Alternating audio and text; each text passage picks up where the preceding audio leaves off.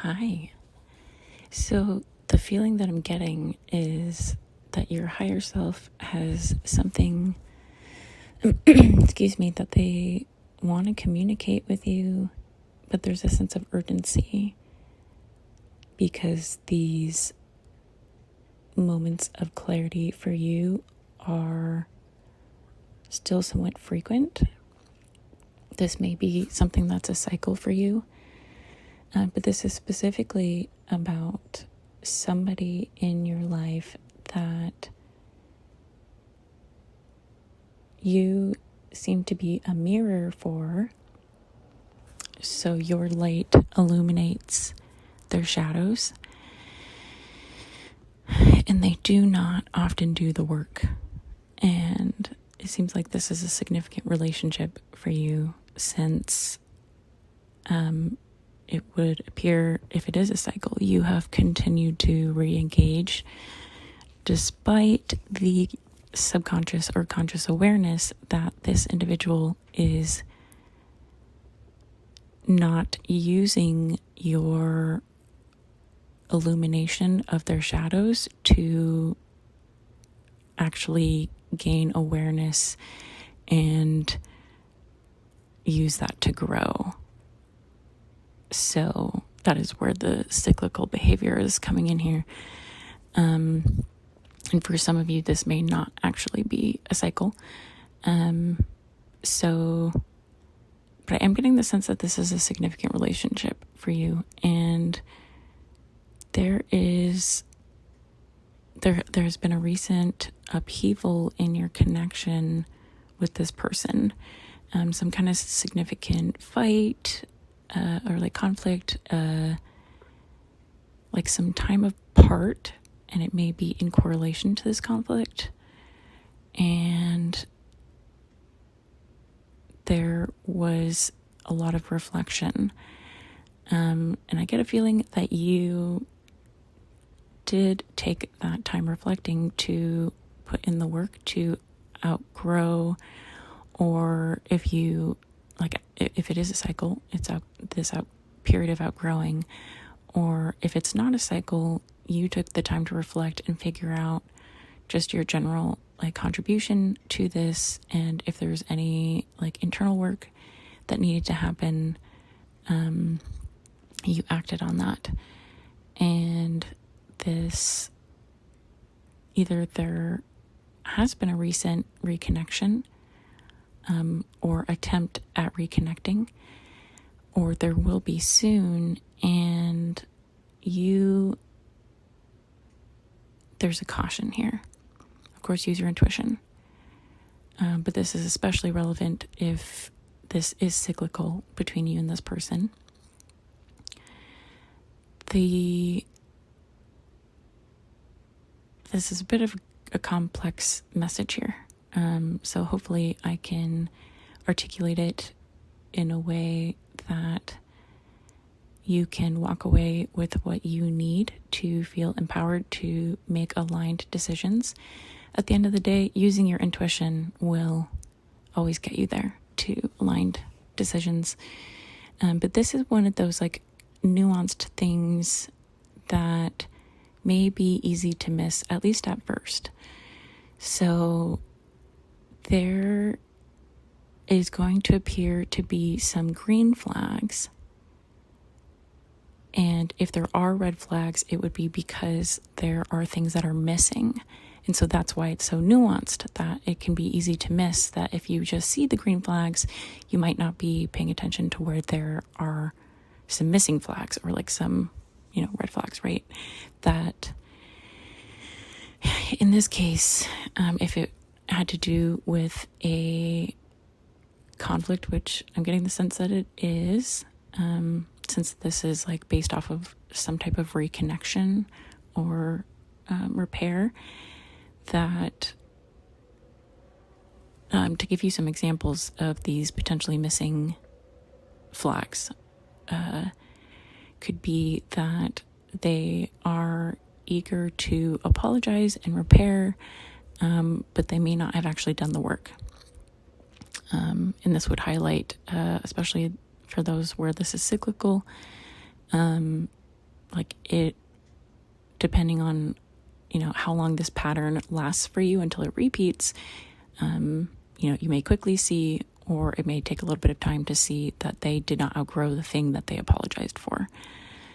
There may also be an apology without a lot of empathy or empathetic acknowledgement that conveys deep understanding of the way that you were affected by their words or their actions or the lack thereof.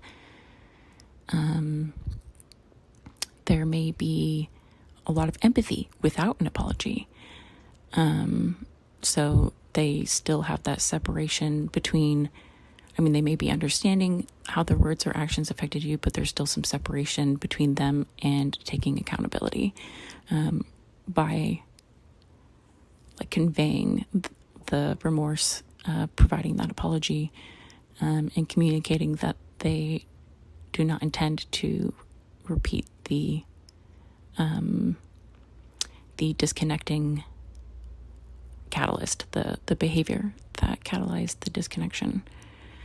So this is likely for a smaller select few of you, and doesn't necessarily mean that you need to start digging through each of the relationships in your life.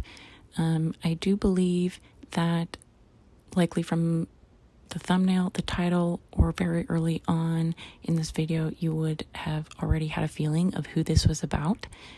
And that would be the person to use this awareness for. Awareness in general is helpful, but this does seem to be a pretty specific message. I do also want to convey that I don't believe that it's an ill-intended individual.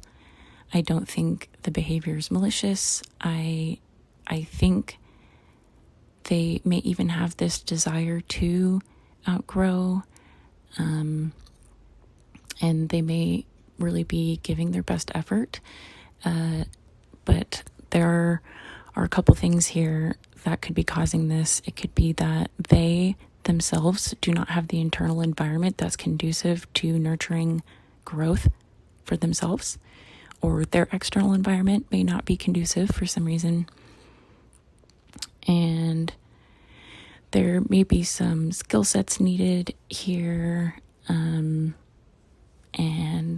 just in general, like the practice of apology and repairs is it's a necessity in relationships. So really at the end of the day, there's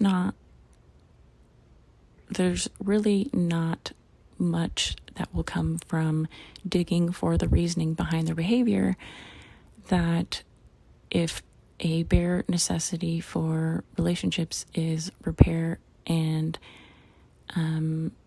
reconnection that is empathetic to both individuals and feels safe to both individuals' nervous systems, and really has the intention to move forward in a way that will minimize or mitigate the offending behavior or actions or lack thereof.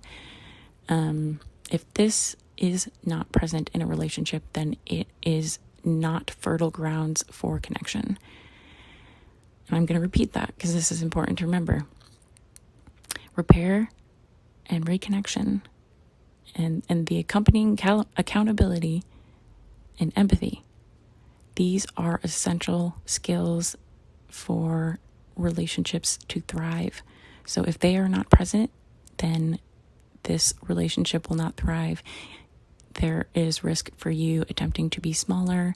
I do encourage you to explore the parts of yourself that have learned that it's okay to stay in relationships where there is little accountability on the other party's behalf, and why it might feel normal for you to be okay without the apologies or empathy or whatever might be missing in this situation. And I also encourage you to turn towards yourself with compassion, because it is really difficult to make a decision that a connection is not sustainable for you because you likely have had this connection because you care about this individual. Or if this is like in a workplace setting, it might be that you are going to have to continue seeing them. Or even outside of a workplace situation, there might be circumstances where you're going to have to continue to see this individual. So I also encourage you to turn towards yourself with compassion and do some extra like self-care and giving ample space to the feelings that come up with making difficult decisions like that. So I do believe that is the end of this message from the spirit guides. I do also want to send you off with a very big hug if you'd like to receive it, and lots of love as always. And one more thought.